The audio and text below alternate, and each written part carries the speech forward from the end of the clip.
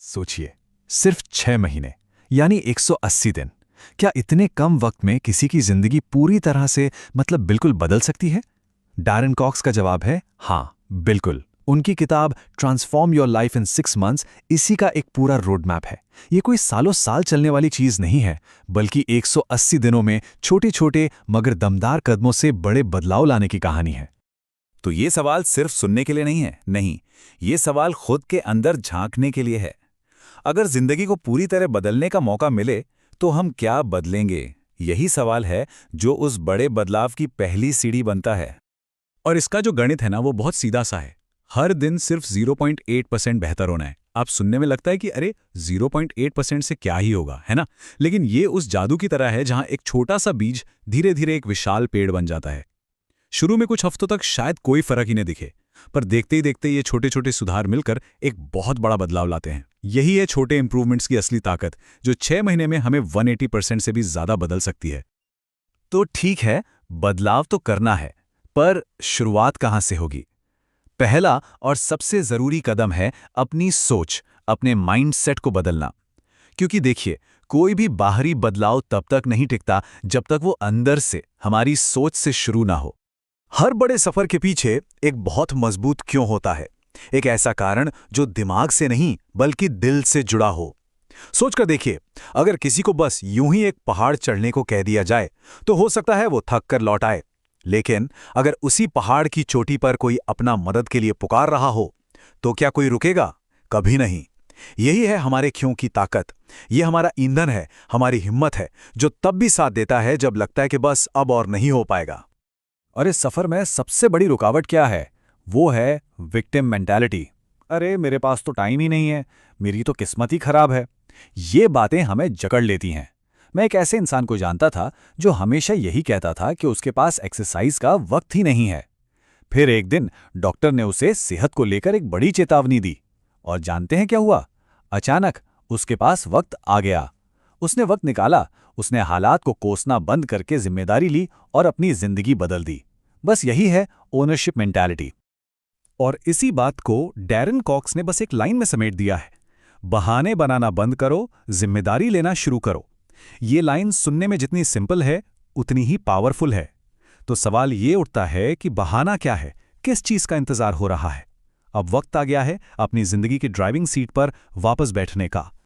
इसी से जुड़ा एक और फर्क है फिक्स्ड और ग्रोथ माइंडसेट का। फिक्स्ड माइंडसेट कहता है मैं तो बस ऐसा ही हूं, मैं कुछ नया नहीं सीख सकता, ये दरवाजा बंद करने जैसा है। वहीं दूसरी तरफ ग्रोथ माइंडसेट कहता है हाँ, मुझे ये अभी नहीं आता, पर मैं कोशिश करके सीख सकता हूं, ये दरवाजा खोलने जैसा है। ये बिल्कुल वैसे ही है जैसे कोई नई भाषा सीखना। अगर कोई मान ले कि ये नामुमकिन है तो वो कभी नहीं सीख पाएगा, लेकिन अगर वो ये मानता है कि कोशिश करने से सब कुछ सीखा जा सकता है तो वो जरूर सीख जाएगा। तो इस पुरानी सोच के ताले को तोड़ा कैसे जाए? इसका एक फॉर्मूला है 3R: रिकॉग्नाइज, रीफ्रेम और रीइंफोर्स। चलिए इसे एक कहानी से समझते हैं। मान लीजिए एक महिला है जिसे लगता है कि वो पब्लिक के सामने बोल ही नहीं सकती। पहला R, उसने इस डर को पहचाना, रिकॉग्नाइज। दूसरा R, उसने इस सोच को बदला, रीफ्रेम, और खुद से कहा नहीं, मैं प्रैक्टिस करके एक अच्छी स्पीकर बन सकती हूं। और तीसरा R, उसने एक क्लास ज्वाइन की और हर मौके पर बोलने की प्रैक्टिस करके इस नए विश्वास को पक्का किया, रीइंफोर्स। बस पुरानी सोच टूट गई और एक नया विश्वास बन गया। ठीक है, सोच तो बदल गई, अब क्या? अब आता है एक्शन का टाइम। और यहां पर मोटिवेशन से कहीं ज्यादा भरोसेमंद साथी हैं हमारे रोज के सिस्टम्स। चलिए देखते हैं कि ये काम कैसे करते हैं। ये बात बहुत गहरी है। मोटिवेशन एक चिंगारी की तरह है। जरूरी है क्योंकि गाड़ी स्टार्ट उसी से होती है। लेकिन जो गाड़ी को मीलों तक चलाता है वो इंजन होता है, वो पूरा सिस्टम होता है। इंजन, गियर, पहिए, सिस्टम्स ही वो इंजन है जो हमें तब भी आगे बढ़ाते रहते हैं जब मोटिवेशन की वो चिंगारी ठंडी पड़ जाती है। और इसका सबसे बेस्ट, सबसे पावरफुल उदाहरण क्या है? एक नॉन नेगोशिएबल मॉर्निंग रूटीन। किसी भी कामयाब इंसान को देखिए, वो सुबह 5 बजे उठता है, उठते ही 1 गिलास पानी पीता है, 15 मिनट स्ट्रेचिंग करता है और फिर अपनी डायरी में दिन के 3 सबसे जरूरी काम लिखता है। ये छोटा सा सिस्टम ही पूरे दिन की कामयाबी का स्टेज सेट कर देता है। और सिस्टम्स की असली ताकत आती है कंसिस्टेंसी से। इंटेंसिटी से नहीं। ये एक मैराथन दौड़ने जैसा है। कोई भी पहले दिन 42 किलोमीटर नहीं भागता। शुरुआत 1 किलोमीटर से होती है, फिर धीरे धीरे दूरी बढ़ती है। रोज थोड़ा थोड़ा भागना जरूरी है, ना कि महीने में एक बार जोर लगाकर 20 किलोमीटर भागना। छोटी और लगातार की गई कोशिशें ही आखिर में बड़ी जीत दिलाती हैं। तो अब हमारे पास सही सोच है और उसे अमल में लाने के लिए सिस्टम भी हैं। अब बारी है जिंदगी के उन 3 मजबूत खंभों की जिन पर ये पूरी इमारत टिकी रहेगी: हमारा शरीर, हमारे पैसे और हमारे लोग। इस किताब का एक बहुत जरूरी नियम है, पहले शरीर फिर दिमाग। जरा सोचिए, जब हमें हल्का सा जुकाम भी होता है ना, तो कुछ भी करने की एनर्जी नहीं होती। दुनिया का सबसे बड़ा मोटिवेशनल आइडिया भी बेकार लगता है। लेकिन जब हम स्वस्थ और एनर्जेटिक महसूस करते हैं तो लगता है कि हम कुछ भी कर सकते हैं। हमारा शरीर ही हमारी नींव है, और नींव मजबूत होगी तभी तो इमारत बुलंद होगी। तो इस नींव को मजबूत कैसे करें? प्लान कोई रॉकेट साइंस नहीं है, बहुत बहुत सिंपल है। रोज कम से कम 30 मिनट की कोई भी एक्टिविटी, वॉक, योगा, जिम, कुछ भी, और दिन में 10,000 कदम चलने का टारगेट। एक शख्स था जो काफी मोटा और अनफिट था। उसने बस इन्हीं 2 नियमों को अपनी जिंदगी में शामिल कर लिया। 6 महीने बाद उसने 20 किलो वजन कम कर लिया था और वो एक बिल्कुल नया इंसान महसूस कर रहा था। शरीर के बाद दूसरा पिलर है फाइनेंस। देखिए, पैसों की टेंशन दिमाग पर सबसे बड़ा बोझ होती है। इससे निकलने का फॉर्मूला भी बिल्कुल एक पेड़ उगाने जैसा है।